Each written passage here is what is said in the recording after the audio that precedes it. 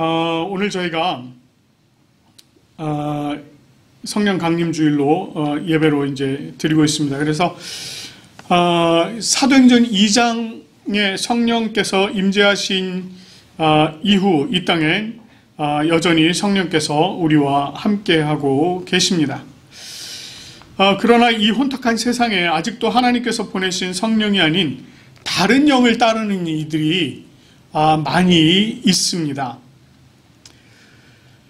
물론 이와 같은 일들이 어제 오늘만의 일이 아닙니다. 저는 오늘 여러분에게 신문기사 2개를 좀 소개를 좀 하려고 합니다. 조금 오래된 내용이긴 해요. 그렇지만 우리들에게 시사하는 바가 크기 때문에 잠시 좀 나누도록 하겠습니다.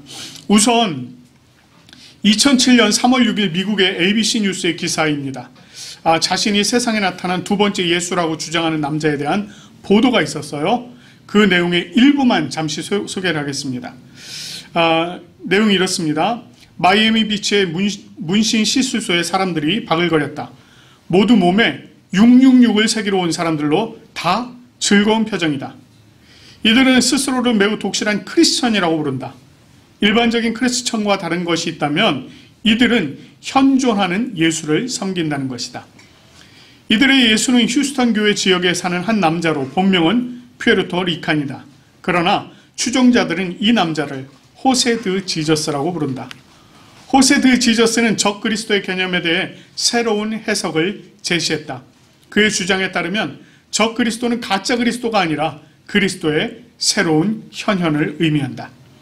그의 말에 따르면 지옥도 죄악도 악마도 존재하지 않는다. 신이 이 세상에 나타나기 전 죄악은 이 세상에 없었으며 나사렛 예수가 우리를 위해 죽으시고 부활함으로써 우리는 신 앞에 부끄러움이 없는 새하얀 몸으로 태어난 것이다 라고 그는 말한다. 그의 논리에 따르면 도둑질과 살인은 속세에서 범죄로 인식되지만 종교적인 죄악은 아니라고 한다.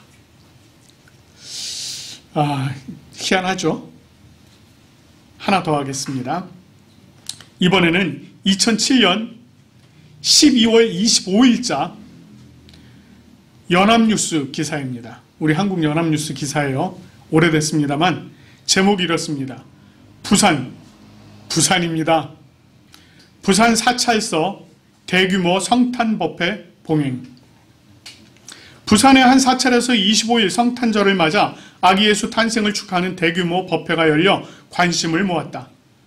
부산 연제구에 위치한 사찰에서는 이날 오전 10시 30분 불자 1천여 명과 기독교 신자 30여 명이 참가한 가운데 1시간 30분가량 화기애애한 분위기 속에서 성탄 법회를 봉행했다. 불교와 기독교 간의 화합을 위해 마련된 이날 법회에는 모 교회의 A 목사와 다른 모 교회의 B 목사가 참석해 불자들을 대상으로 아기 예수의 탄생의 의미 등을 설교하기도 했다. 법회는 찬불가의 하나인 염원과 합창, 성탄 축하 점화, 기독교의 주기도문 낭송, 찬송가인 저들밖에 한밤중에 합창, 성탄 축하 케이크 자르기, 그리고 C 스님의 설법, A, B 목사의 설교 등의 순서로 진행됐다. C 스님은 예수님이 탄생한 날을 기념한 대법회를 성스럽게 봉행하게 돼 정말 기쁘게 생각한다면서 부처님과 공자님, 예수님 등 모든 성자의 뜻이 하나라는 것을 꿰뚫고 종교 간 벽과 갈등을 없애고 세계 인류가 다 행복해지는 거룩한 삶이 영위되도록 하자고 설법했다. A 목사는 설교에 앞서 불자들과 함께 메리 크리스마스, 나미아미타불 관세음보살을 외친 뒤 예수님의 탄생을 축하하는 오늘과 같은 행사는 인류 역사 속에서 보기 드문 대축제라면서 인류의 역사는 이끄는 동력의 요체는 예수님의 원력과 부처님의 법력, 공자님의 도력이라고 화답했다. 여러분, 이 두 기사의 내용은 어떻게 생각하십니까? 첫 번째 기사의 내용은 정확한 이단이죠. 이단이니까 옳지, 그렇게 이렇게 얘기할 수 있습니다. 이것은 기독교 신자가 아니더라도 이단 이렇게 생각할 수 있습니다. 그런데 두 번째 기사 내용 어떻습니까? 종교 간의 화합이라는 이름 아래 찬불가를 부르고 인류 역사를 이끄는 동력의 요체가 예수님의 원력, 부처님의 법력, 공자님의 도력이라고 화답하는 이 목사의 모습, 우리가 이거 어떻게 봐야 되겠습니까? 여러분, 사실 이 신문 기사에요, 연제구 무슨 동 무슨 사찰 나왔고요, 목사 이름 다 나왔고, 스님 그것까지 다 나왔는데 제가 이거를 차마 얘기를 할 수가 없어서 다 A, B, C로 다 했습니다.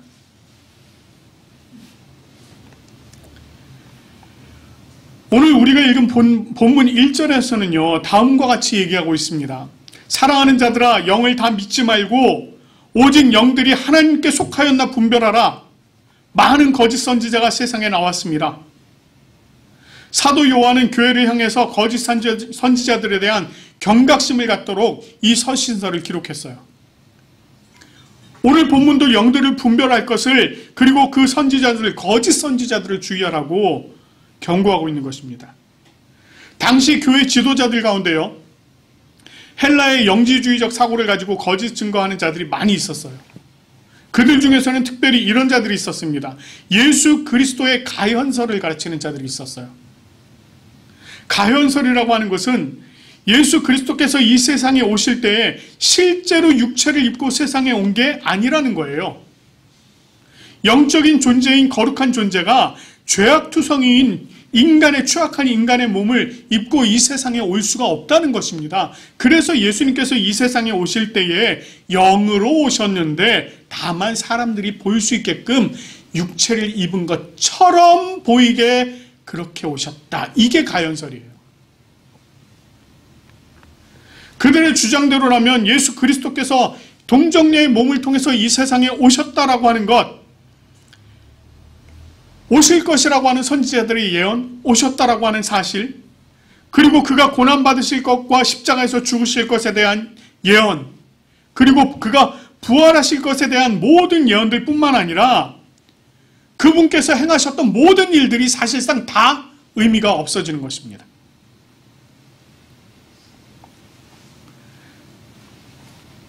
그래서 사도 요한은요, 2절과 3절을 통해서 하나님의 영, 즉 성령의 감동을 받은 사람들을 구별할 수 있는 기준이 있는데, 그것이 예수 그리스도께서 육체로 오신 것을 시인하는 자들이라는 것입니다. 이렇게 예수 그리스도께서 육체로 오신 것을 시인하는 자들의 영은 하나님께 속해 있다, 이렇게 설명을 해요. 반면에 그렇지 않은 자들, 즉 예수 그리스도는 육체로 오신 것이 아니라고 주장하는 사람들, 또는 가현설을 주장하는 그러한 영들과 그 영의 영향을 받고 있는 자들은 하나님께 속한 자들이 아니고 오직 오히려 적그리스도에게 속한 자들이다, 이렇게 얘기를 하고 있는 것입니다. 그런데 사도 요한이 이 내용을 교회를 향해서 일깨워주고 있습니다. 1절에서 사랑하는 자들아 이렇게 얘기하죠. 이것은 예수 그리스도의 복음을 받아들이고 하나님의 자녀가 된 자들을 일컫는 것으로 성도들을 이야기하는 겁니다. 요한은 성도들에게 영을 다 믿지 말고 오직 영들이 하나님께 속해 있나 분별하라는 거예요. 왜 이미 하나님의 자녀가 된 자들을 향해서 이런 당부를 하고 있는 것일까요? 그것은 교회를 향한 사단의 악한 계략이 여전히 있다는 것을 이야기하는 것입니다. 사단은 교회가 바로 세워지는 것을 싫어합니다. 그래서 사단은 교회가 하나님의 진리 안에 바로 세워지지 못하도록 하기 위해서 끊임없이 방해합니다. 사단이 세상을 자기의 영향력 아래 두는 것은 그렇게 어려운 일이 아니에요. 세상은 하나님의 말씀을 알지 못하기 때문에, 진리를 듣지 못했기 때문에 그들은 자신들의 영향력 아래 쉽게 둘 수가 있습니다. 그러나 교회는 그렇지 않죠. 교회는 예수 그리스도를 통해서 빛을 경험하게 되었고 참 진리를 알게 되었습니다. 이런 교회가 세상을 향해 진리를 선포해요.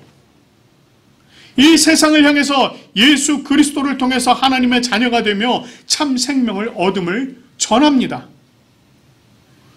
사단의 입장에서요, 이건 굉장히 곤란한 일이 아닐 수가 없죠. 그렇기 때문에 사단들은 교회를 바로 서지 못하도록 끊임없이 방해를 하는 것입니다. 그래서 사도 요한은 교회가 영적 분별력을 가지고 경계해야 된다라고 지금 가르치고 있는 것입니다. 사도 요한의 4절에서 6절까지 말씀을 통해서 하나님의 자녀들은 하나님께 속한 자들이고 하나님께 속한 하나님의 자녀들은 하나님을 알고 하나님의 말씀을 듣는 자들이며 그 속에 진리의 영, 즉 성령이 거하는 자들이다, 이렇게 말씀하십니다.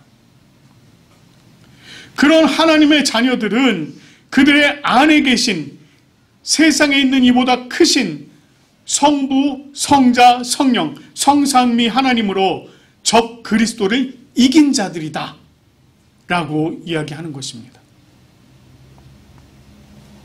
그러나 미혹의 영은 하나님께 속하지 아니하고 세상에 속한 영으로서 그들이 하는 말은 세상에 속한 말들 뿐이고 세상은 그 말을 다 듣는다는 것입니다. 세상에 속한 영은 마치 그럴듯한 말로 세상 사람들을 미혹합니다. 마치 진리인 양 말을 하는 것입니다. 영주주의자들이 그랬어요. 인간의 생각과 논리로 전혀 이해할 수 없는 예수 그리스도의 탄생과 죽음 그리고 부활을 자신들의 방법으로, 인간적인 방법으로 이해할 수 있는 듯한 그러한 내용으로 바꾸어서 사람들에게 접근하고 그들을 미혹했다는 것입니다. 20세기 후반에 들어오면서요, 교회를 가장 혼란스럽게 하는 것 중에 하나를 말한다면 종교다원주의입니다. 종교다원주의. 종교다원주의의 학자인 존 힉 교수는요, 이렇게 얘기합니다. 하나님은 많은 이름을 가졌다.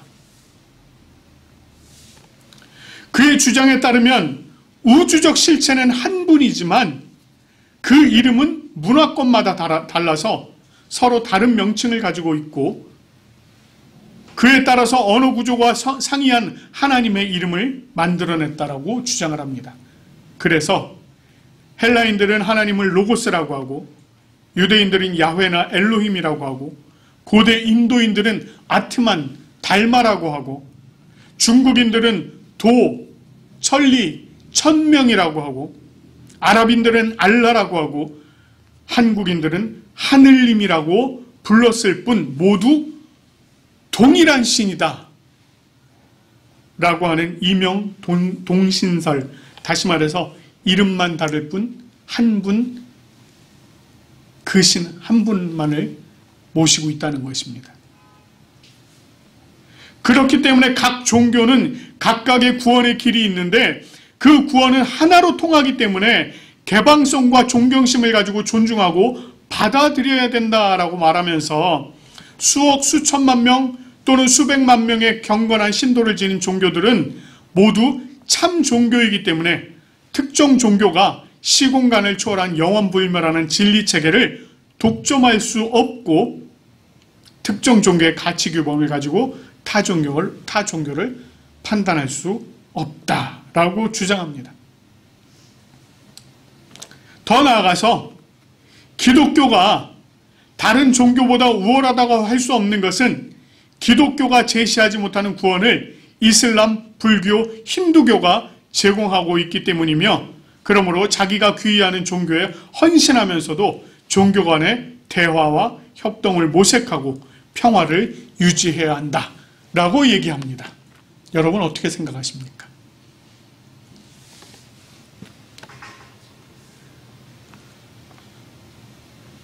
모든 신들은 다 하나라는 거예요. 다 하나인데 지역마다 부르는 이름이 다르대요. 그래서 구원의 길도 마치 산을 오르는 것처럼 이쪽에서 올라가도 산 꼭대기에 다다르고 이쪽에서 올라가도 산 꼭대기에 다다르니 그게 그거고 다 똑같다는 것입니다. 그렇게 생각하십니까? 과연 그렇습니까? 정말 그 주장이 맞습니까? 만약에 그 주장이 맞다면 오늘 여러분 이 자리에 앉아 있을 필요 없습니다. 과연 그것이 그렇다면 굳이 우리가 뭐하러 전도를 합니까? 그 말이 사실이라면 무엇 때문에 선교사들이 목숨 걸고 나가서 선교를 하겠습니까? 그런 걸 다 할 이유가 없는 거죠. 그 말이 맞다라고 생각되면 여기 안 앉아 계셔도 괜찮습니다. 출애굽기 3장 20절 말씀에 보면 너는 나 외에는 다른 신들을 내게 두지 말라 이렇게 말씀하셨어요. 이사야 44장 6절 말씀을 보면 나는 처음이요 나는 마지막이라 나 이외에는 다른 신이 없느니라 이렇게 말씀하셨습니다. 그리고 하나님께서 죄악 중에 있는 인간일지라도 사랑하셔서 그들을 구원하실 목적으로 예수 그리스도를 이 땅에 보내주셨고 요한복음 3장 16절 말씀을 통해서 하나님이 세상을 이처럼 사랑하사 독생자를 주셨으니 이는 저를 믿는 자마다 멸망치 않고 영생을 얻게 하려 하심이라 라고 말씀을 해주셨어요. 예수 그리스도께서는 자신을 참 길이요 진리요 생명이라고 설명하시면서 나로 말미암지 않고는 아버지께로 올 자가 아무도 없다라고 말씀하셨습니다. 사도들 역시 예수 그리스도를 믿는 믿음으로 구원을 얻음을 설명하면서 다른 이로서는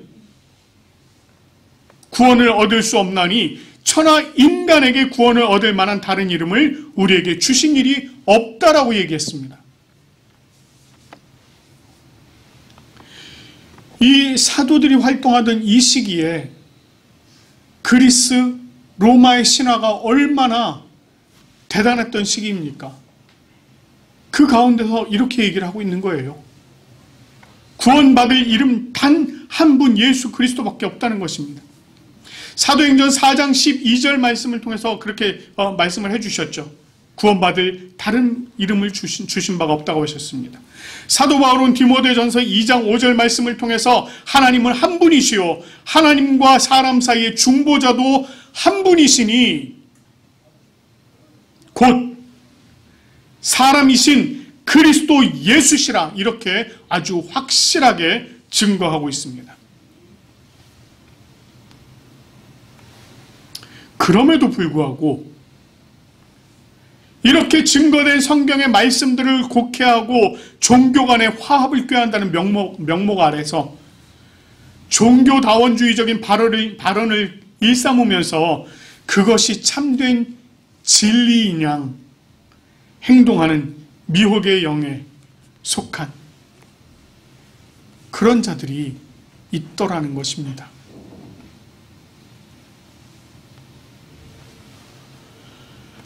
우리는 하나님을 아버지라고 부를 수 있는 특권을 얻은 자들이에요. 여러분, 하나님을 아빠라고 부를 수 있는 사람이 어디 있겠습니까? 우리가 그런 특권을 얻은 자들이라는 거예요. 우리가 하나님의 자녀된 것은 죄로 말미암아 죽을 수밖에 없었던 우리를 사랑하신 그 하나님의 크고 놀라우신 사랑과 그 하나님의 사랑을 몸소 실천하시기 위해서 육신으로 이 땅에 오셨던 예수 그리스도께서 친히 십자가의 죽음으로 우리를 구원해 주신 까닭입니다. 또한 하나님은 당신의 거룩한 진리의 영이신 성령을 우리에게 보내주셔서 우리가 하나님의 자녀인 것을 증거해 주셨어요. 로마서 8장 16절이 그 말씀을 이야기하고 있습니다. 그리고 그 성령으로 하여금 우리와 동행하게 하셨습니다. 그 성령님께서 우리의 연약함을 도와주시고 우리가 마땅히 빌 바를 알지 못할 때에 우리를 위해서 말할 수 없는 탄식으로 친히 간구하시는 분이다 라고 로마서 8장 26절은 말씀하고 있습니다.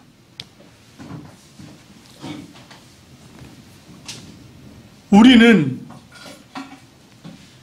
성령 가운데 거하는 자들입니다. 성령 하나님께서, 예수 그리스도께서 성령 하나님을 이 땅에 보내주셨고 그 성령 하나님께서 우리와 함께 계시기 때문에 우리가 그 진리의 영으로 말미암아 미혹의 영을 분별할 수 있는 것입니다. 만약에 여러분께서 아직도 미혹의 영을 분별하지 못하고 계신다면 여러분 안에 성령님이 채워져 있는지, 여러분 안에 성령 충만한지 한번 돌아보시기 바랍니다. 하나님께서 우리에게 진리의 영이신 성령을 보내주셨습니다. 오늘 이 시간에 우리와 함께 계시는 성령님의 도우심을 따라서 우리 자신을 이 말씀과 기도 위에 바로 세우고 미혹의 영들을 구별할 수 있기를 바랍니다. 그리고 매 순간 우리를 도우시는 성령님을 의지하고 매일의 삶 속에서 말씀과 기도로 더욱더 성장해 나아가는 저와 여러분들 되어지기를 간절히 축원합니다.